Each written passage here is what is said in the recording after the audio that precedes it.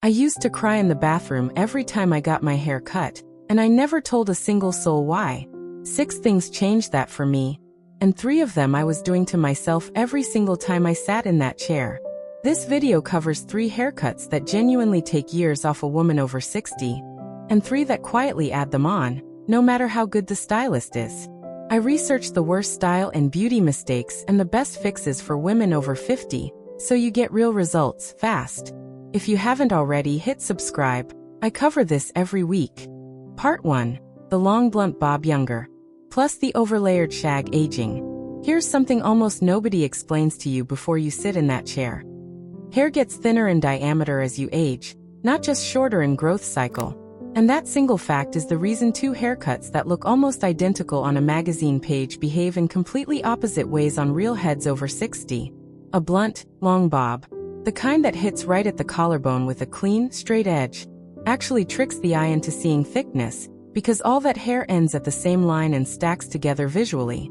You've probably sat there and thought your hair just isn't what it used to be, and felt like the problem was you. It isn't you. It's that most stylists default to layering everything because that's what worked on you at 30. And at 30 your hair had the density to hold a shape even when it was cut into pieces. The fix is the blunt line itself. Ask for one length, ending precisely at or just below the collarbone, with 0 internal layering through the bottom 2/3 of the hair. This isn't about going shorter or longer, it's about where the cut stops moving. Every strand ends in the same place, so when light hits it, it reads as one dense curtain instead of 50 thin, separate pieces drifting in different directions. The result shows up the moment you walk out of the salon. People stop seeing thin hair styled carefully and start seeing thick, deliberate hair. And that shift happens because the eye reads endpoint density, not actual strand count. That's the part nobody tells you. Your hair can have the exact same number of strands as last year and look twice as full, purely because of where the scissors stopped. Now flip that same logic around, and you'll understand exactly why the heavily layered shag, the one with feathered pieces all through the crown and ends going every direction, does the opposite job on hair past 60, even though it was the single most requested cut of the 1970s, and looks incredible on someone with double the hair density of most women our age. Each layer ends at a different length, and on thinner strands, that means dozens of separate, see-through points instead of one solid line. You've maybe walked out of a cut like this and felt strangely deflated, even though the stylist clearly worked hard and the shape was technically on trend. That deflated feeling is your eye correctly reading what's actually there. Gaps. The fix isn't avoiding shorter hair or movement altogether. It's controlling where the layering happens. Keep the top few inches near the crown soft and lightly layered for lift, but stop the heavy layering by the time you reach the cheekbone, and let everything below that line stay one solid weight.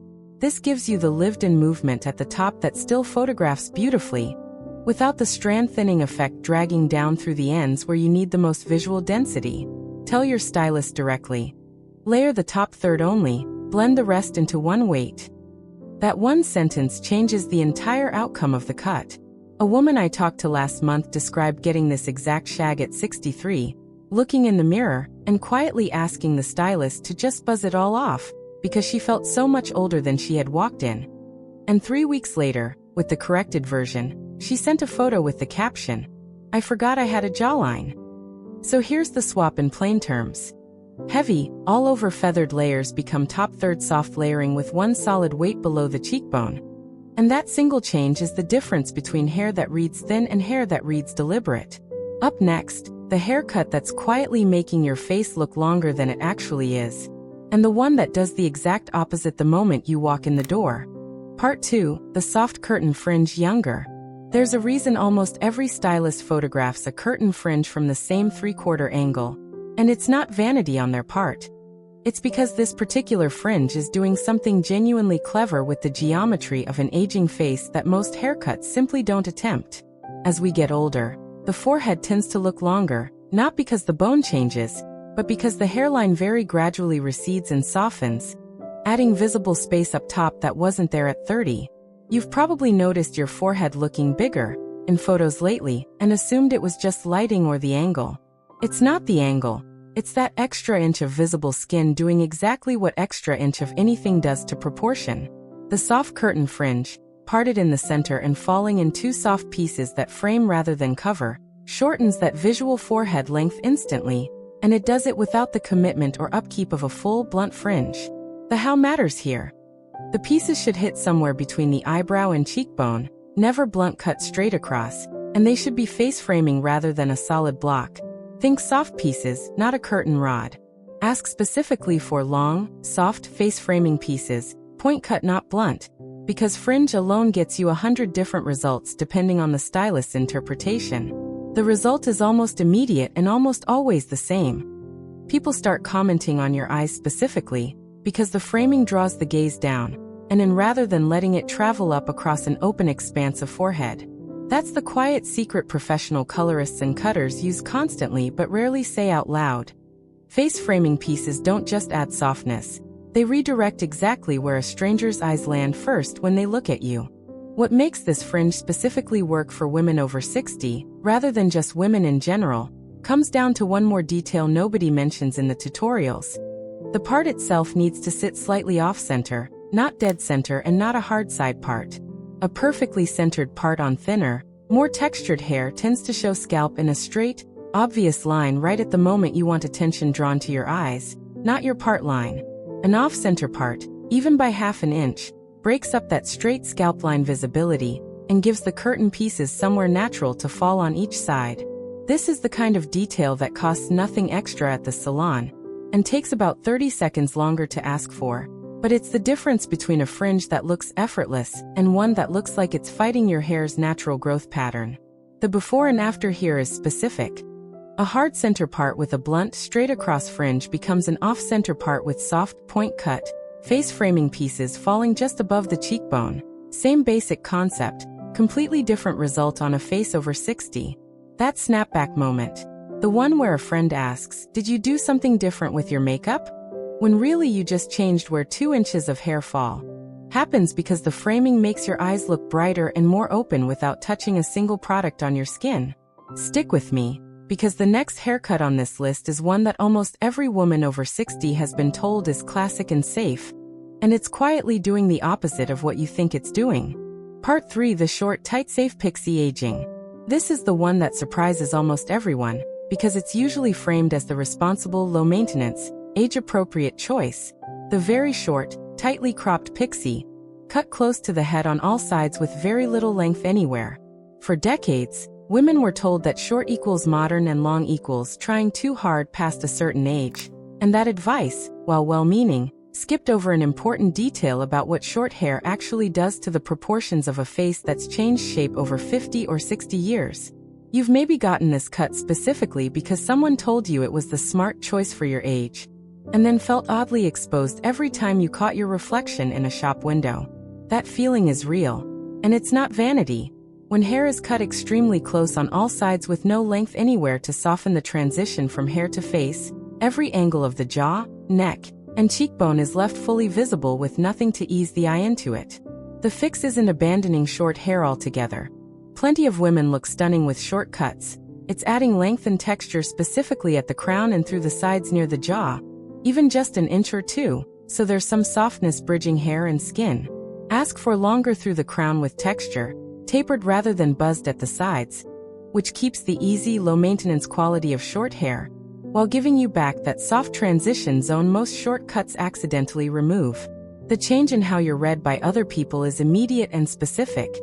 Instead of no nonsense, which is the read most extremely short, tight cuts get, you move into effortlessly put together, because that small amount of length and texture signals intention rather than just upkeep.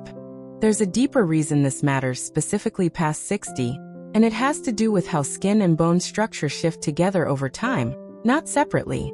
As the skin loses some of its underlying support, the transition from cheek to jaw to neck softens naturally, and hair that's cut extremely close everywhere essentially removes the one tool that could work with that softening instead of against it. A little length at the crown lifts the eye upward and outward, away from the jaw and neck, while a buzzed ultra-short style does the opposite, framing the jaw and neck with nothing to distract from them.